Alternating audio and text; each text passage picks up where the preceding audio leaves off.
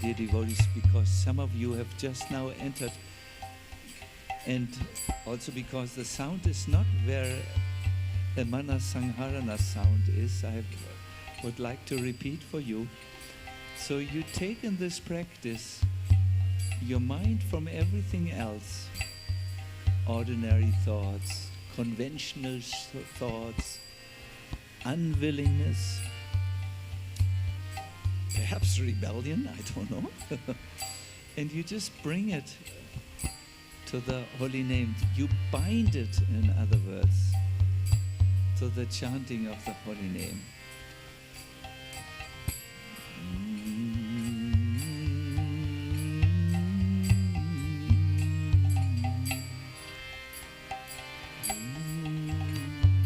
Now, Hare Krishna, yes. Hare Krishna, Krishna Krishna Hare. Beautiful. Hare Hare Rama, Hare Rama,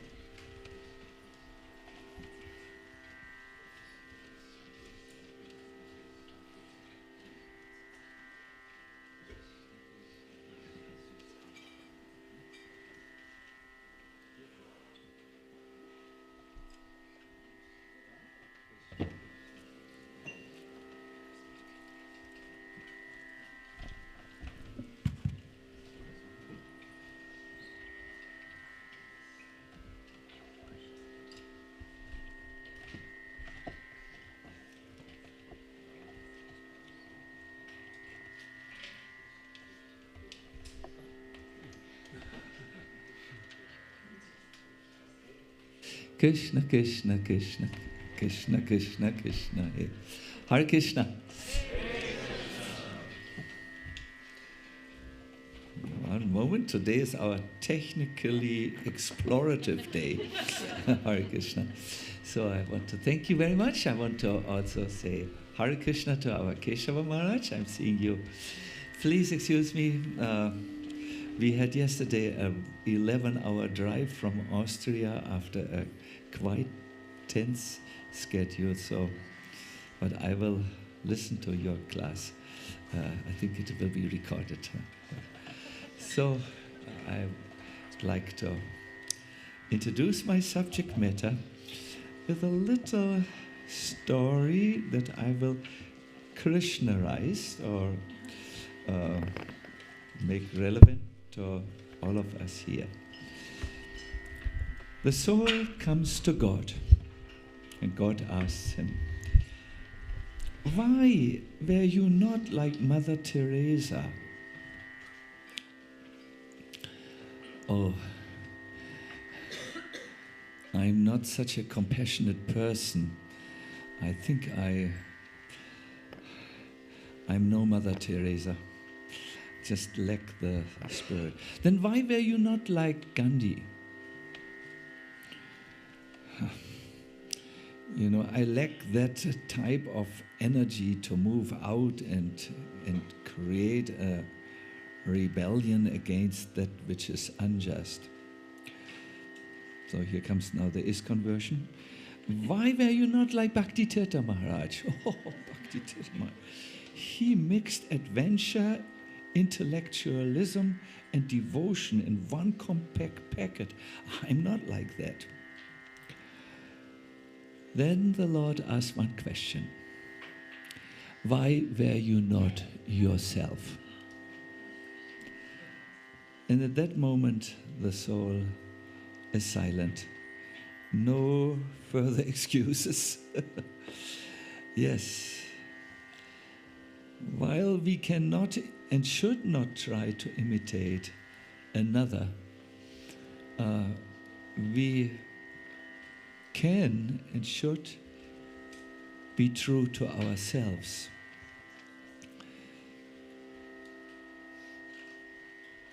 And perhaps this quality of being true to oneself is the most important quality when we want to have, say, prayers that are answered. First and foremost, above all other recommendations that you will hear in this seminar, the heart and art of prayer, more important than all the many recommendations and examples, exercises, active learnings, more important is make sure above all others that the real self, the real you, turns up for prayer. It is when you stand like you are before the Lord. The many roles by which the world knows you have disappeared. The many masks, the many smiles are no longer put upon you. But you are turning up as yourself, as the being who looks for true connection. Then you will see a magic happening in prayer, a magic that is multiplied by many-fold in kirtan. Good. What do you think? Is this a good idea? Yeah.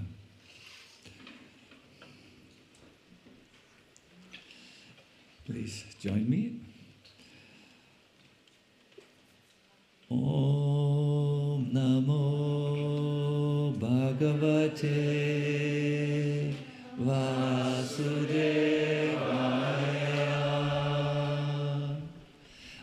when you were saying this, what were you thinking? Were you showing up? Or did you do something by habit? Should we try again? First of all, what does this mantra mean?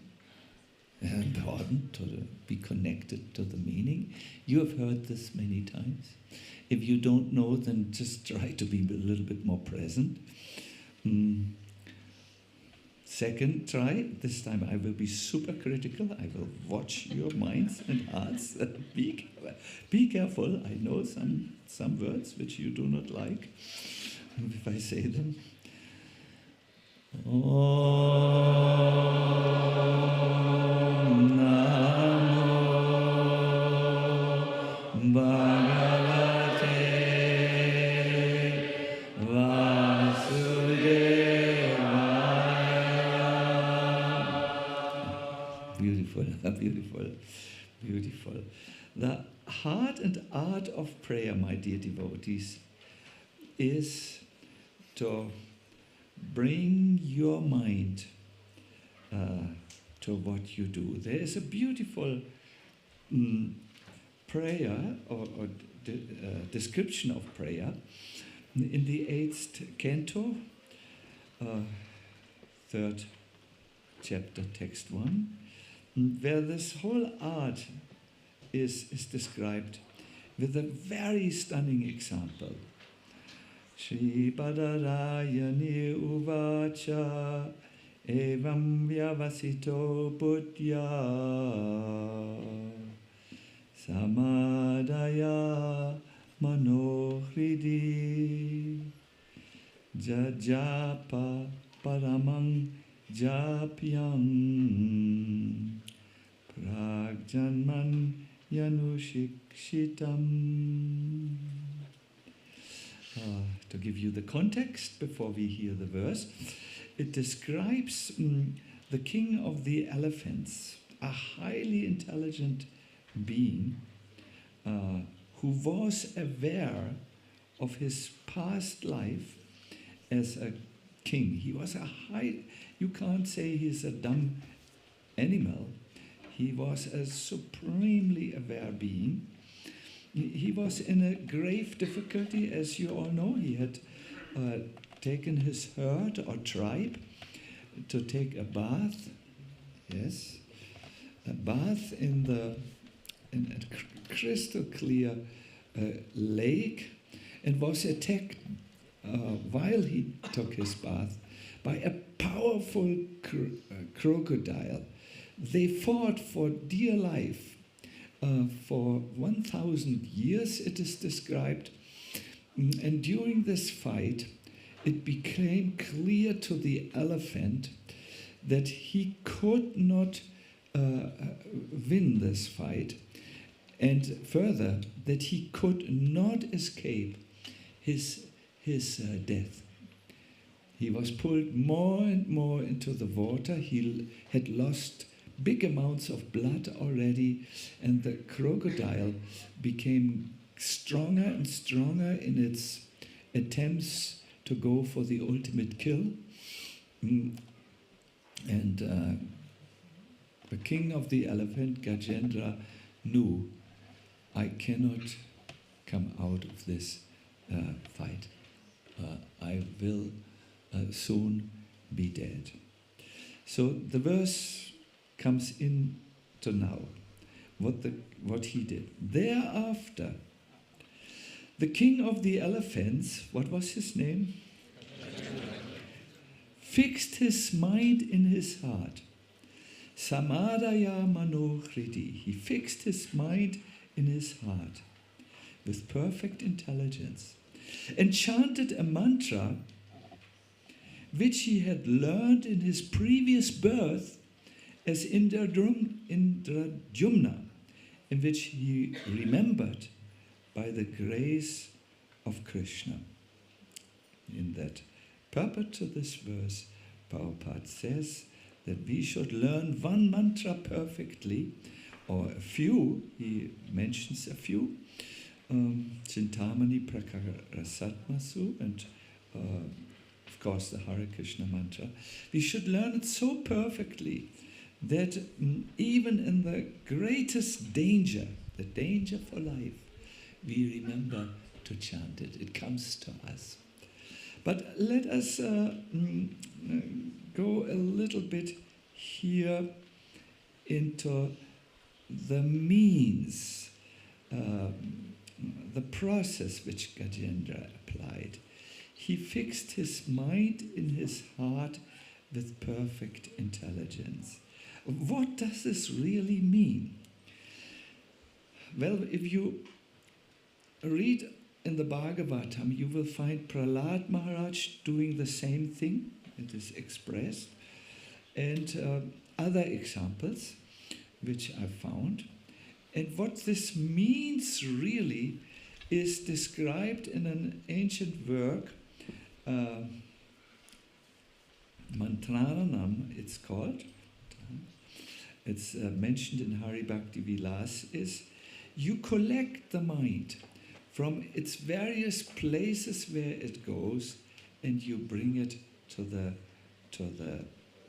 words which come.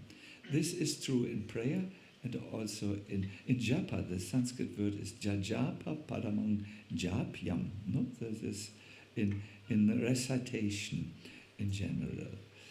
The mind, you can see it, is engaged with the objects of the world. It can travel very fast on the subtle mental plane, and it can be, while the body is in one place, the mind can be many, many thousands of miles away.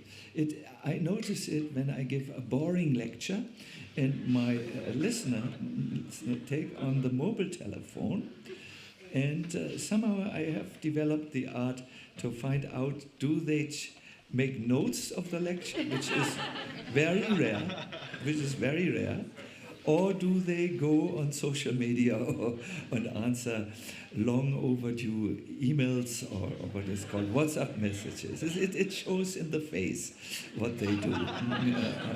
So the body is here, but the person is engaged with his intelligence and the mind in responding to a WhatsApp message. You will find the key to my house under the mat of the back entrance, for instance. No? This is, for all purposes, it's there in London or Sweden, where that describes where to find the key to a friend who needs to do something in the house. So this is the problem of the Hare Krishna movement. It is actively engaged in chanting and praying, but the mind is often light years away. Do you think Krishna will answer this type of prayers? Most probably not, because the real person is not there in what he says. It's a meaningless words, no? So therefore this samadhayo manohridi, fixing the mind or drawing the mind, pulling it sometimes in the heart is important.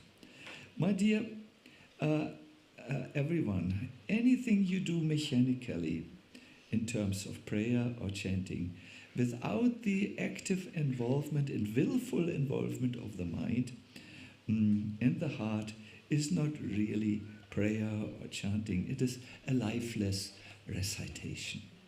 It is mechanically. It is. I like to give the example. In India, there is, in some of the ashrams, is often not enough manpower to attend the artiks. So they have invented an artik machine. Usually the color is red, but I've also seen them in green color. They have these gongs and little arms which come out of the machine, and bang, bang, bang, bang, bang, bang, bang, bang, bang, bang. And I think it is really the last resort of a lack of manpower. Perhaps it is better than nothing, But do you think Krishna is happy with the machine? You know, no, the machine is doing something mechanical and so on.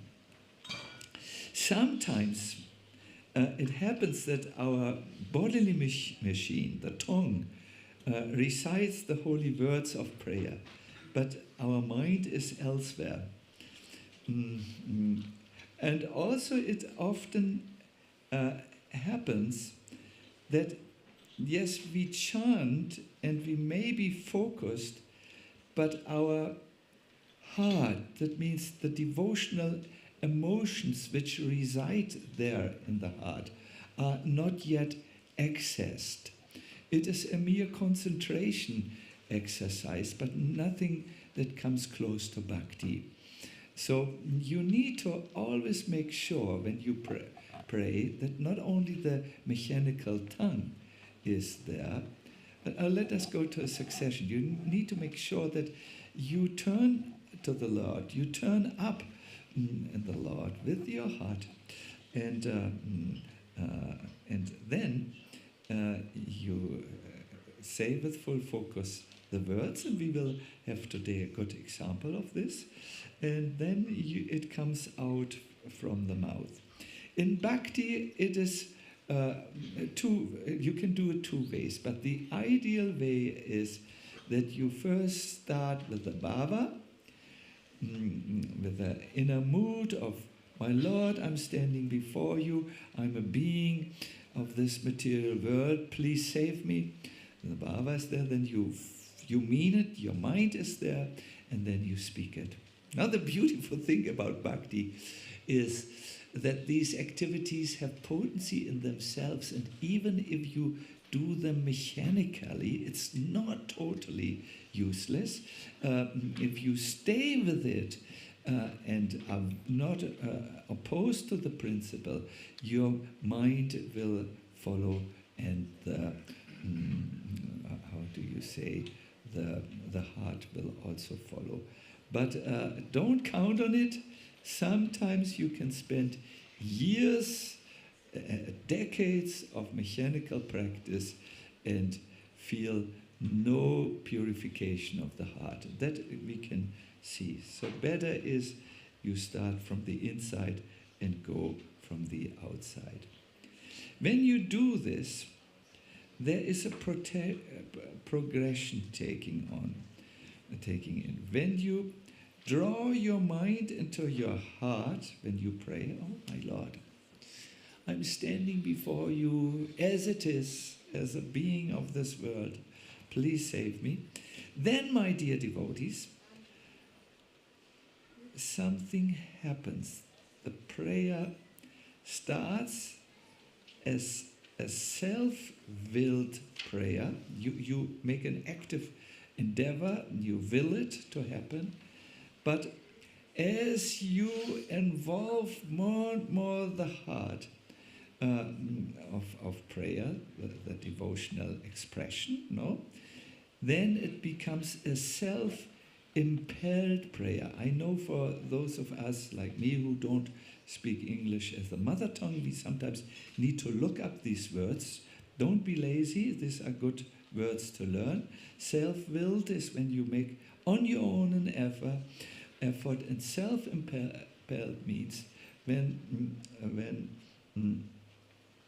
the prayer exists as an act of its own. What I mean is the devotional mood takes over and guides you, and you will actually be in a devotional space. The first rule is withdraw the mind from the many things and then bring it in the heart and stand with your mind in the heart before the Lord, saying your prayer or chanting. Did you understand this? Yes. What is the philosophical foundation of this? You must know, my dear devotees, that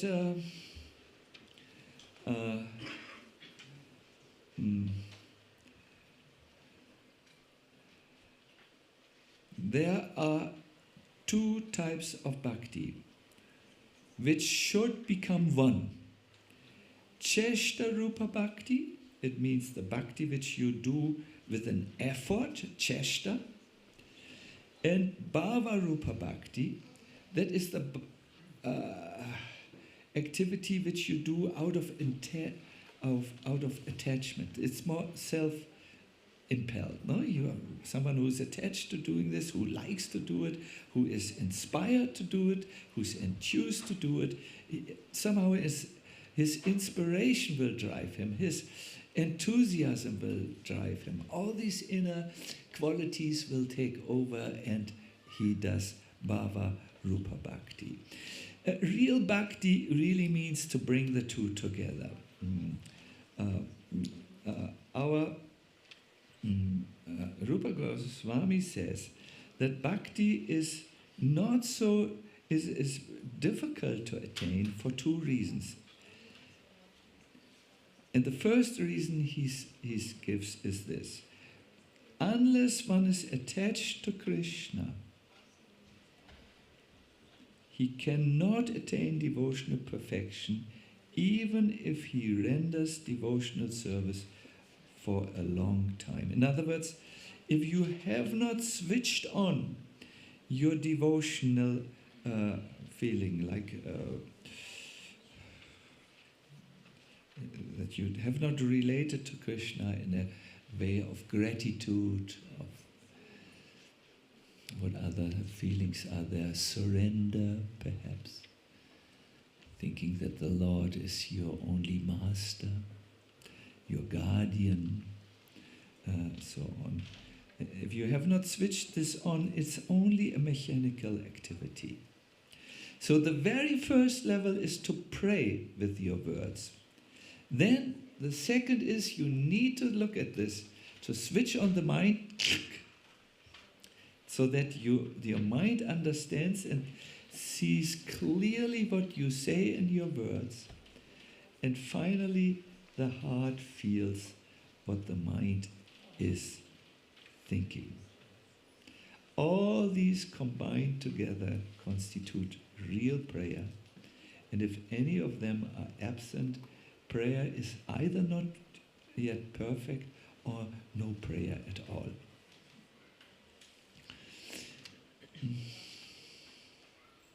A little while ago, I needed some physical repair, and I went into a wonderful Ayurvedic treatment in the midst of the jungle. I remember when we walked in the morning, there were, I think, 6 of us. There were trees that had this big of jackfruits in it, and I always thought, hopefully I don't walk under the tree at the moment the jackfruit is super ripe and then comes on my head. Usually I have a nature that things like this do sometimes happen. And in that situation, removed from everything, I was also not using internet and nothing. I was just repairing the broken body. I looked back into my life. I wanted to prepare myself for this lecture series, the art or heart of prayer, and I first needed to pray myself before teaching about it. So I spent the morning after I got up studying, at first chanting and then studying Madhurya Kadambini, but I could not fail to look at my life, and I could see Krishna's hand in my life in many details. I remember, for instance, as a child, I had taken reeds. Do you know what reeds are? With Schilfrohr, and I bound them together, and I was putting them in the ocean where I stayed, and I was having a branch of a tree, and I was going, and when the fisher boat came by, So they said, "Where are you going, young boy?" And I said, I don't like Germany any longer. I'm going to America. At that time, there was a different government.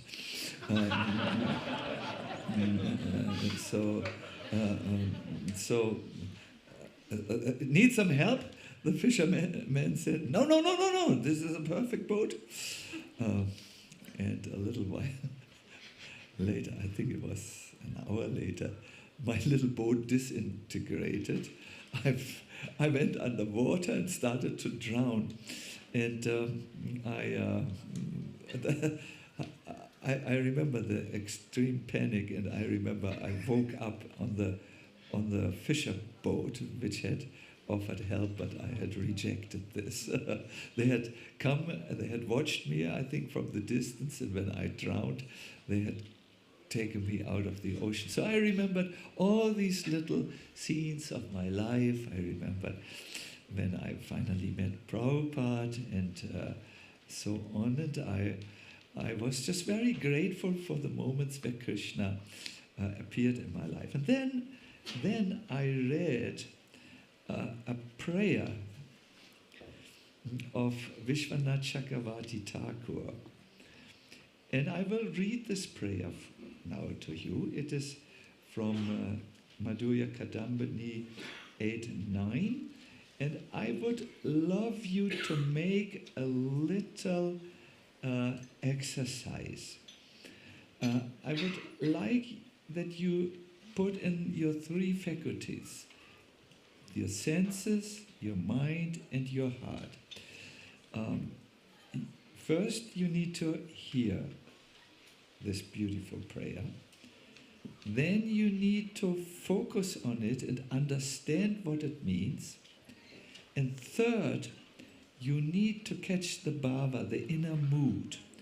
It is prayed by a soul who looks back in their own life and sees important things that happened in the life where Krishna had come and saved the devotee. When I read it, I thought, wow, this was just like my own thought process, where Krishna had come and inspired the fisherman to not let me go to America or row to America, but save me in the nick of time, they say in England. Do you understand the exercise? Should I repeat the exercise to just be very sure? Mm-hmm. So sit down in a attentive listening position, whatever that means. For you, it is usually straight.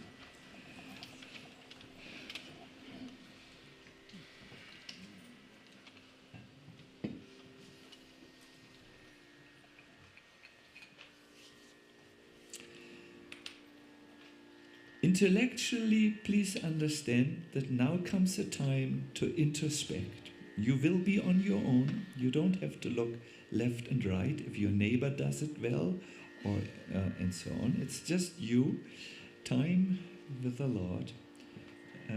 We are hearing another person's prayer, and then this prayer should jumpstart us. Jumpstart is a difficult.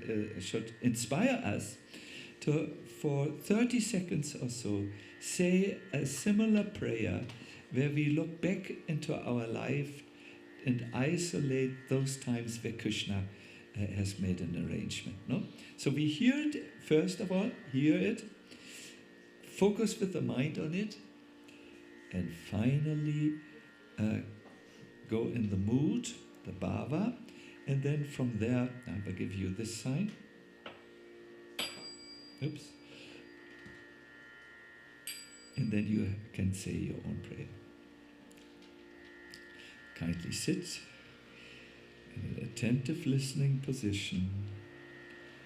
Bring your mind from the many subjects of today, including the amazing prasadam. Bring it please back from there. And here it comes. O Lord, O most merciful Master, now I can understand that your heart melted with compassion when you saw me suffering in my material illusions. Thus you took on the form of Shri Guru, and you came through this form to cut me away from the jaws of the crocodile of ignorance. You separated me from my old life, just as you did when you released Gajendra from the deadly grips of the crocodile by your illuminating Sudarshan disc.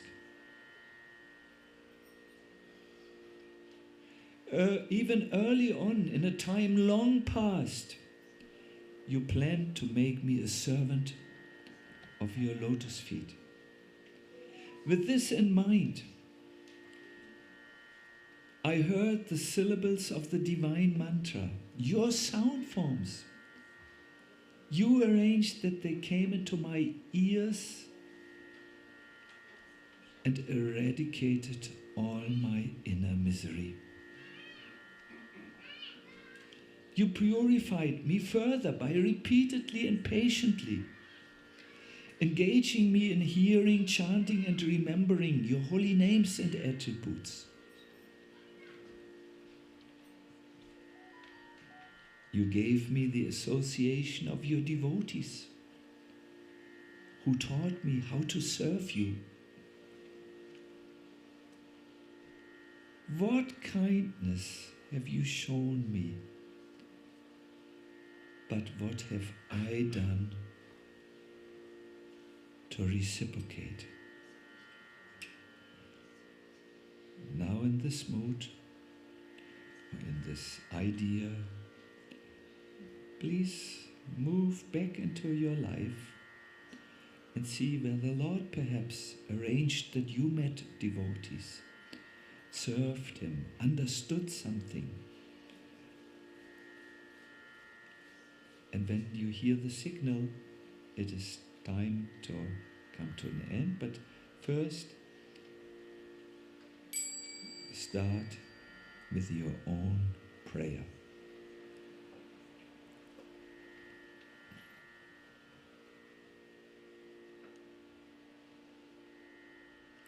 It may help you if you take your hands and fold them and hold them before your chest. Mentally say your own prayer to Krishna.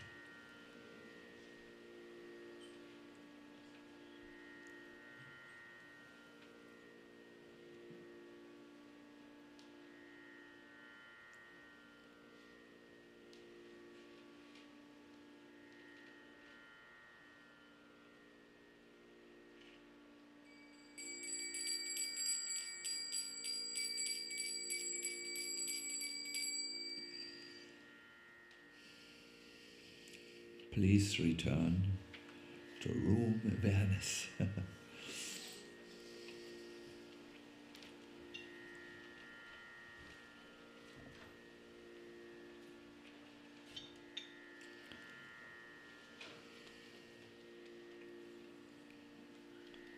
Prabhupada said on this personal prayers that are offered, heart, mind and body, although you are insignificant, you are God's children. So He likes to talk to His children just like a small child. Everyone knows that the child cannot talk. Still the father tries to make him talk, to enjoy. Father says, say something, say something. So, in the same way Krishna says, pray something, pray something. No? Mayapur Chandrodaya temple is teaching all these fools and rascals how to talk to God. That is our mission. Wonderful. Did you know this? That our mission is to teach us how to talk to God. Yes, there are many other, this is our mission, but this is one at least one part of our mission. Once, Prabhupada had a meeting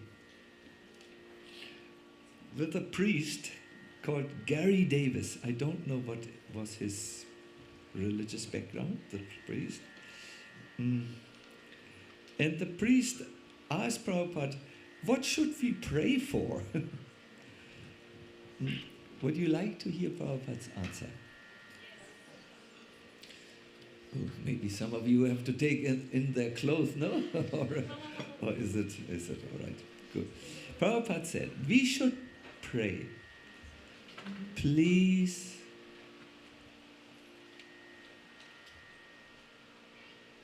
give me pizza. No? Okay, you sorry, I was, it's Ekadasi today, so some renunciation. We should pray. Listen, everyone, please let me love you. It is not so easy to love Krishna, as we know. Our heart and mind is placed all over the place. But this is what the devotee says. Please let me love you. Another time he said, please give me the strength to serve you. And he added, any other prayer will not make you happy. So when you can say these things with your bhava, your heart involved, my dear devotees, you will have prayers that are answered. Because the real you is turning up. Simple, bring your mind into your heart, and from that place on, you can easily address the Lord. We will learn in the seminar different prayers from different acharyas. We will, but I have to see how to go. There's so much material which I brought. I also go into personal prayer, the one which Prabhupada here talked about. We should talk to Krishna.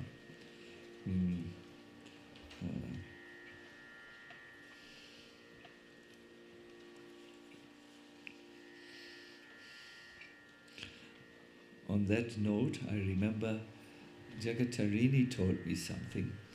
When the devotees lived in the Mayapur, in Vrindavan, they suffered very much because of the Indian climate. It was too hot in the summer, too wet in the monsoon time, too many insects at that time, and so on. And they came to Prabhupada to ask him for help because they didn't know how to help it. But then when Krishna Balaram came, Prabhupada said, oh, now Krishna and Balaram are here. You just go to Balaram and pray to him, and he will surely fulfill everything. And this is telling us personal relationship with Krishna, personal prayer to Krishna, personal involvement in Krishna. Good, I will end here, not without an exercise, but I will do this.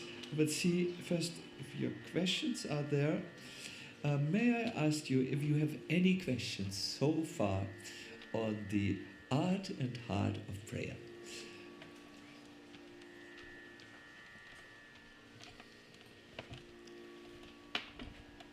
Yes, Vrindavan Vinodini, we have a microphone for you.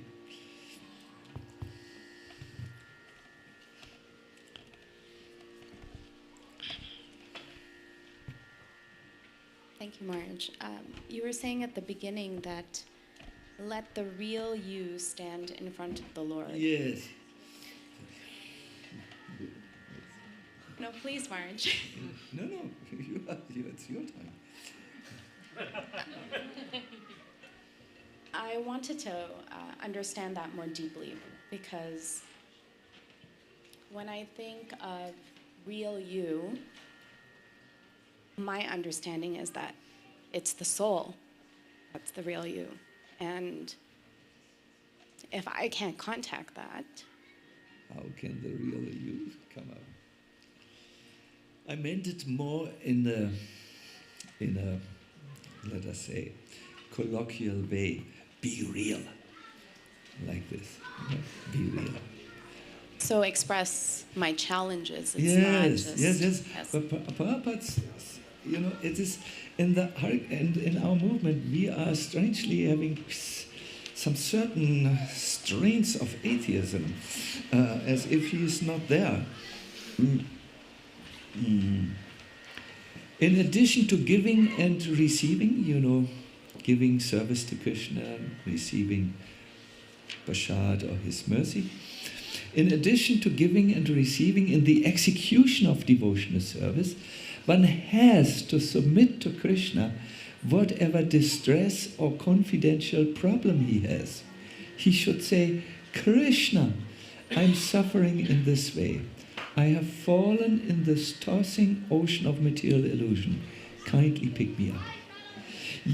Be real like this. If you have a real challenge, you can say, the whole art and heart of prayer is that you enter in what is called sambandha, a relationship to Krishna. How it is possible. However, let us keep one thing in mind. I have heard in Keshava Maharaj's writings a very nice quotation by Mother Teresa. She says,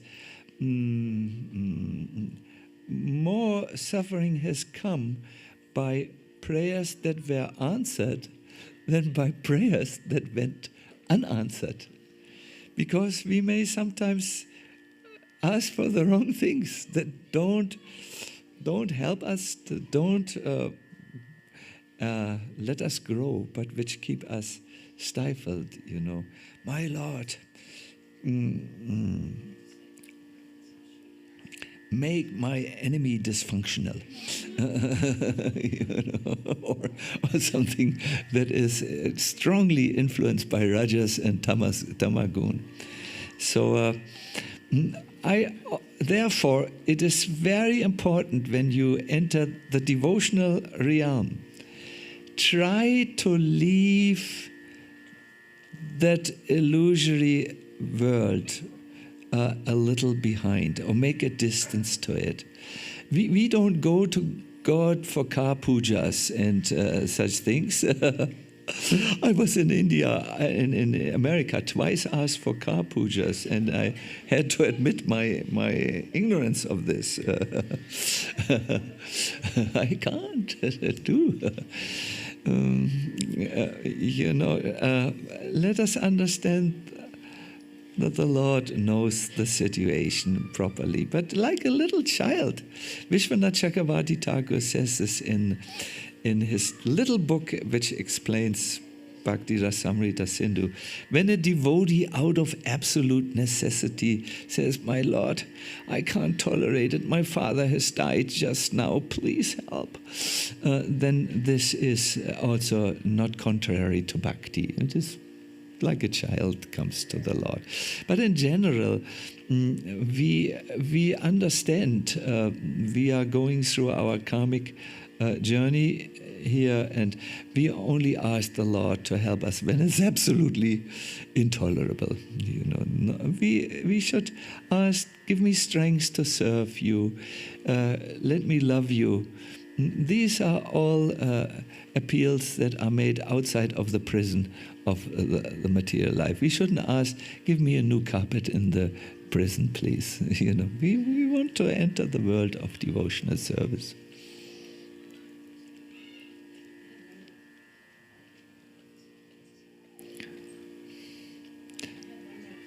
Yes.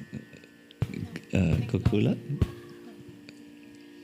Maharaj, you also, first of all, thank you very much. It sounds to me that what I took away is I need to remember my dependence on the Lord, and that when you were speaking about strands of atheism that can come in, that I forget that I have so much that I try to rely on myself for, and that actually there is someone I can turn to. And instead of only going to Krishna in times of need, that dependence can always be expressed. Yes. Yes. Vrindavan Vinodini, I want to give you out of my own treasure box of verses that give direct inspirations for me to turn to Krishna in the proper way. One verse, it is has guided my life the last 2 years. Mat chitta savadogani mat prasada tarishyatsi. You will find it, believe it or not, I can remember this number. 18th chapter, 58th verse. Every one of you can write it please down. 18th chapter, 58 verses. Yes, number 58. It says, by becoming conscious of me, you will overcome all the difficulties of your life by my grace. It's magic. You don't need to speak about your difficulties and problems so much unless they are burning under your skin. You practice these activities which you know that make you conscious of Krishna, and then the Krishna factor comes. Krishna miracles happen to you one after the other, and then the next comes. It is, if you practice directing your consciousness from the ordinary course of thoughts to Krishna, hearing Krishna Katha, like once Krishna asked Subal, how many grass brands or grass are here in my Vrindavan? And Subal said, 7,671 different species of grass. Boom! This is so mind-blowing, you say in American language, no? You enter Krishna's world, in other words, and be conscious of Krishna. And then Krishna, if he wants, and if he feels it's right, he will help you overcome. It's the trans-rational approach to problem solving. You leave them on the parking place of life and turn to Krishna by thinking of Krishna, and Krishna, if he wants, takes them. If they are not meant to go, no problem. Then you go with full Krishna consciousness through your problems, and that means there is no problem. Hare Krishna. Our Keshava Maharaj is here.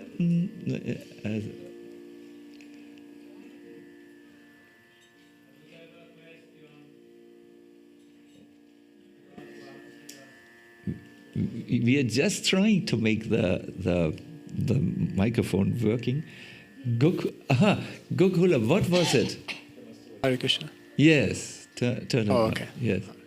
Thank you so much, Maharaj. Just wanted to ask you advice about something. I once asked a devotee, I felt like I was not so prayerful, so I asked him for advice. And he said something to me I didn't expect. And I just wanted to ask what your experience with this is, and perhaps what our Vaishnav culture says about this. He said, my advice to you is to pray for other people, pray for other Vaishnavas, pray for other devotees.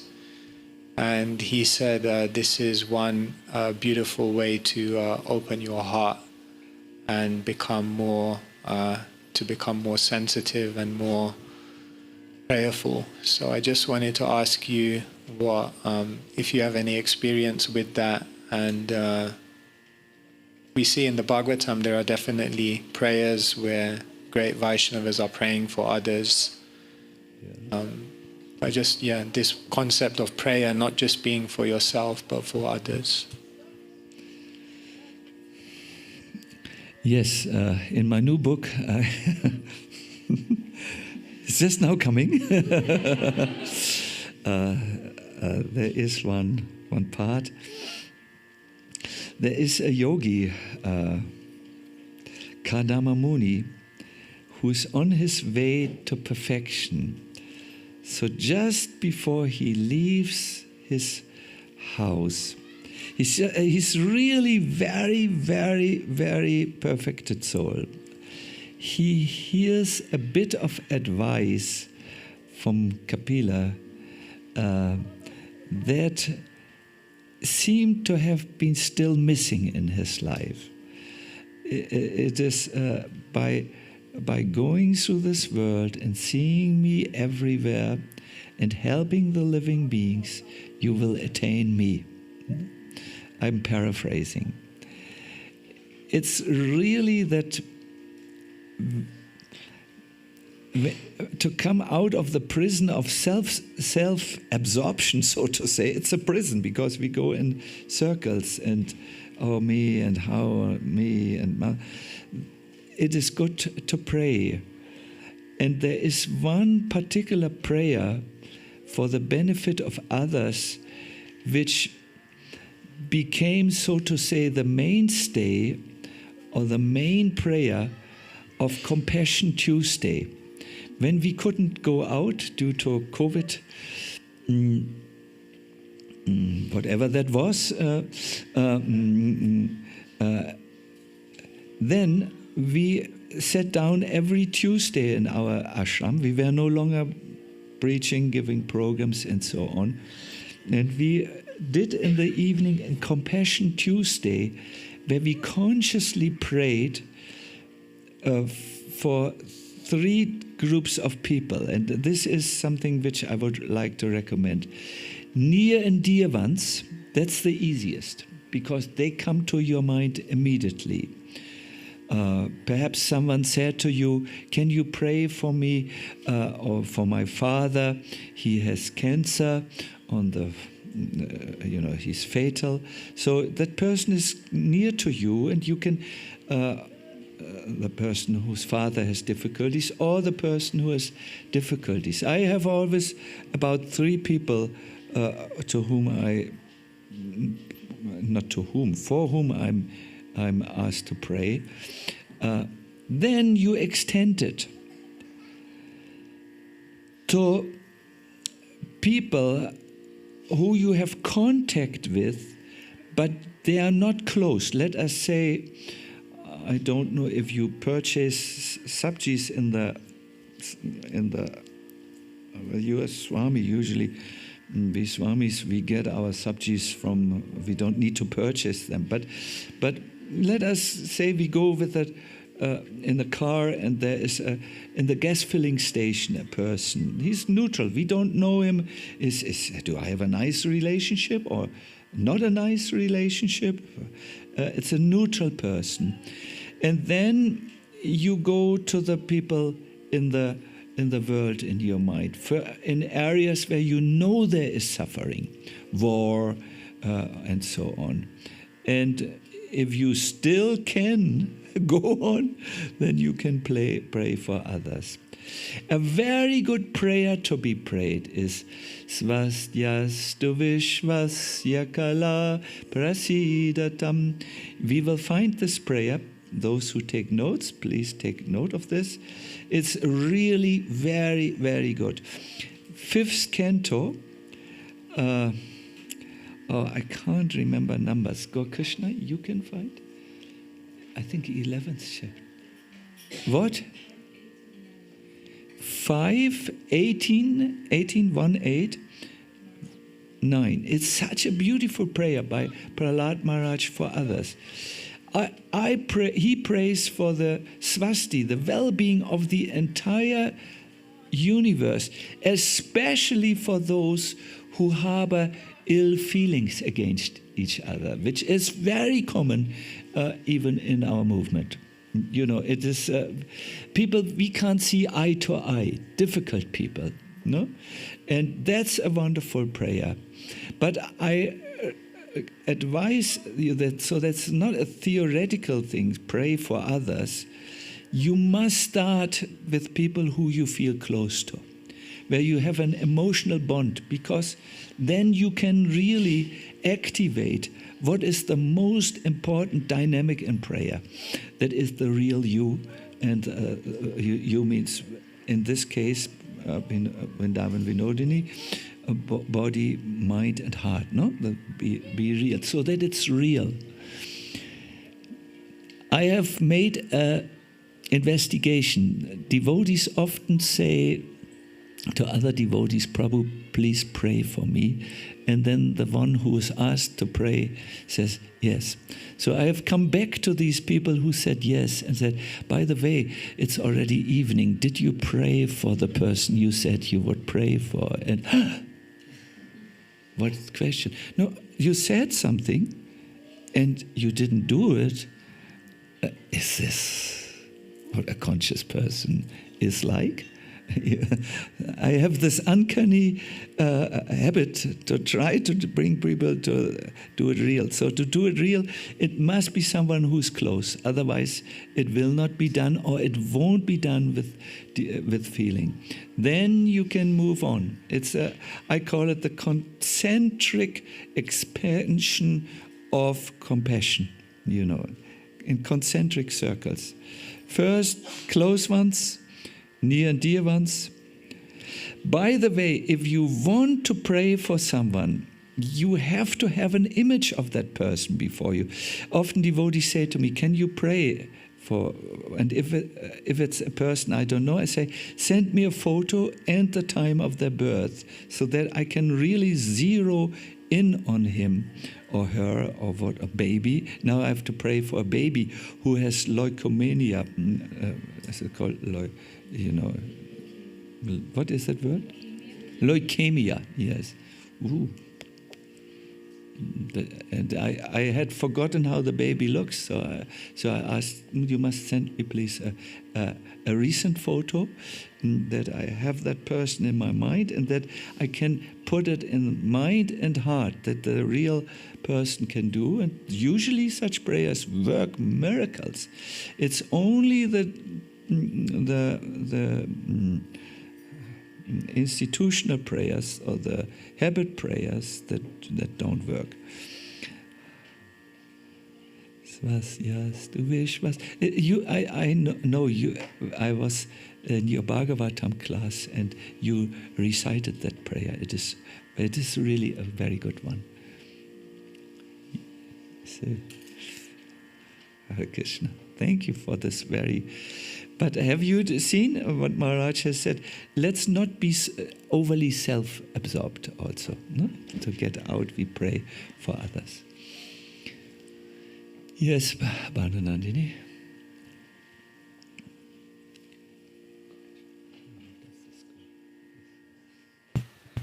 Hare Krishna.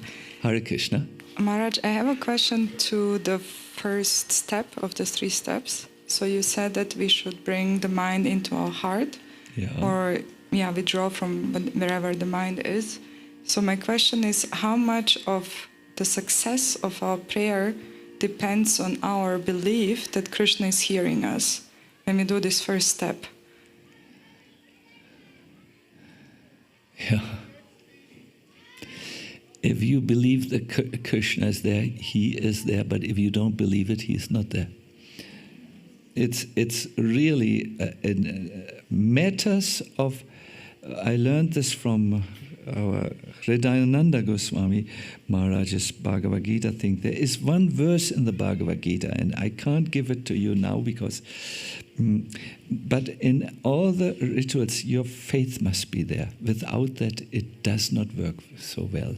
So yes, I personally also don't know any more powerful sadhana than if Krishna is there. There is one poet, Gopal Krishna. He's called Kavi Gopal Krishna. He was an amazing person. He would write verses in glorification of Krishna on palm leaves and give it to visitors. Or he would write on the wall when it was his moment just moments before he died, he wrote on the wall, "Now, O soul, it's time to turn to Radha Govinda." That's how he left. Gopal Kavi. And Gopal Kavi wrote a song about how to chant, and he should chant the names of Radha and Krishna or Hare Krishna, and sprinkle the understanding that they are standing above your head, They are there, in other words. We had a very nice meal with one very advanced Vaishnava today, and we talked about this in kirtan. We sing for Radha and Krishna. From our heart, it goes into their hearts. So Gopal Kavi, you chant the divine names and you remember that Radha and Krishna, digestion is going on, that their lotus feet are just there. It sprinkles you. Then you are in a sacred space. Yes, many things, devotional activities or spiritual activities, there must be faith. And I will look up in the Gita. I'd like to, I think it's before Om Tat Sat, the Om Tat Sat explanation. But I will find it. Faithless devotional service. Does it sound right? How can you have faithless and devotion? It doesn't go together. But, there is a factor called agyata sukriti. If someone just gets in contact with devotees, processes of devotional service, there is a sukriti or benefit which comes to them without their understanding, agyata, no? And it will work. My dear devotees, yes, there is mindless devotional service. Yes, you can do things without faith. Yes, you can do things mechanically. Yes, you can do it because everyone else does it and you don't want to lag behind. Yes. But it will take a long time to purify your heart when you do mechanical things. Therefore, in the lectures which I would like to give is, I want to bring you to a deeper understanding of prayers and whatever, and this will be very good. Acha. So I want to finish my class now with an active learning experience. I would like to bring what you have heard into the chanting of the Hare Krishna mantra, which is our supreme prayer. It will only be a few minutes because we will end at 6 o'clock, 100%. Yeah, I know Swamis are not known for punctuality, but if he is from Germany and he has his wristwatch before him, there's a good chance. Let me put it here. Yes. No. Are you ready? Windows are open? Good. What we will do is we will do a prayerful chanting. No? So, what is your favorite meaning of the Hare Krishna Maha Mantra, if I may ask? Well, one is, my dear Lord, please engage me in your service. But often that sounds very abstract to us. What does it mean? In the spiritual world? Or does it mean to wash the pots here in the retreat? Or,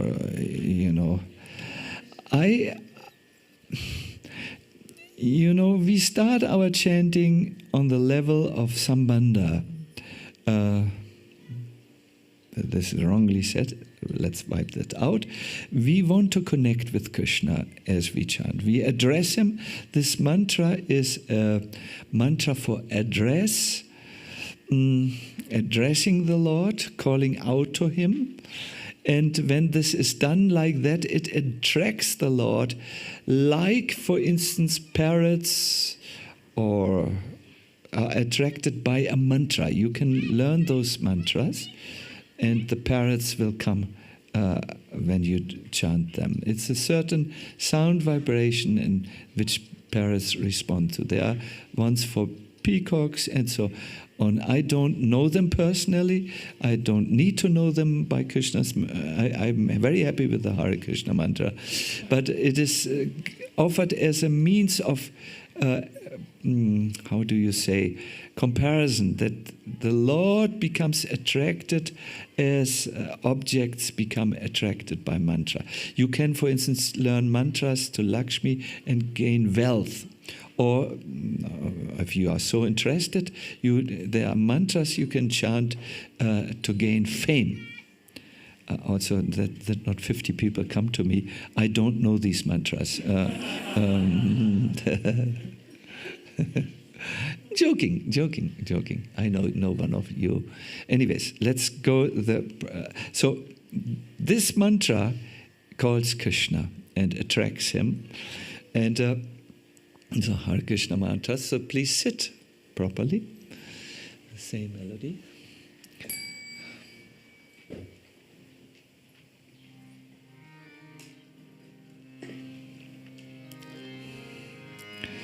As we chant, we make sure that our voice pronounces the mantra and that we listen to it. That's the first level. Then we bring our minds to the mantra. We don't think, oh, hopefully he ends on time or anything, you know. And then the idea is to address the Lord. I find the quickest way to come into devotional spaces, what Prabhupada once said, please accept me. Please accept me. Please accept me. Hare Krishna, Hare Krishna, Krishna Krishna Hare Hare, Hare Rama, Hare Rama,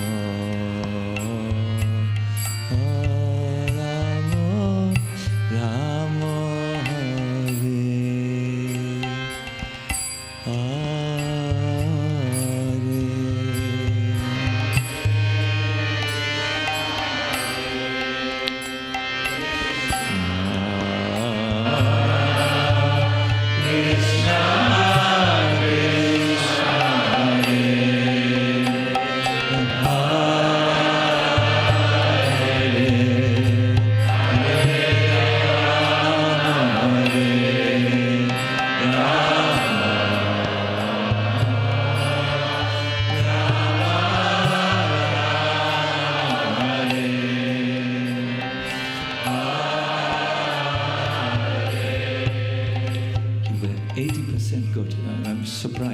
Very, very good. There is a remaining 20%. I'm saying only from, one can understand from the sound where the consciousness of the singer is. So please try this. See yourself before the deity of the Lord, or the Lord himself, and you are addressing them. This is Gopal, Krishna, Kavi's recommendation. One should see or understand he speaks of seeing the lotus feet of Radha and Krishna, in other words, and sing to them. Please, let's try. Hare Hare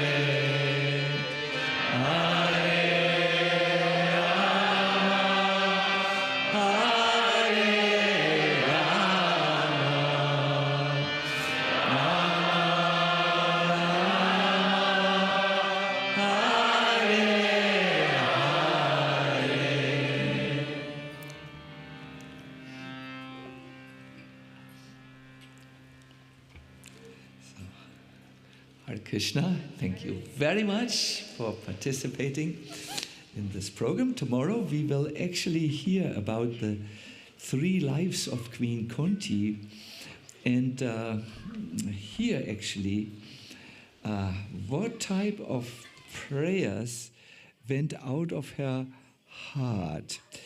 There is one very amazing process of prayer to be learned from Queen Kunti that is easy to do and is immediately very wonderful prayer.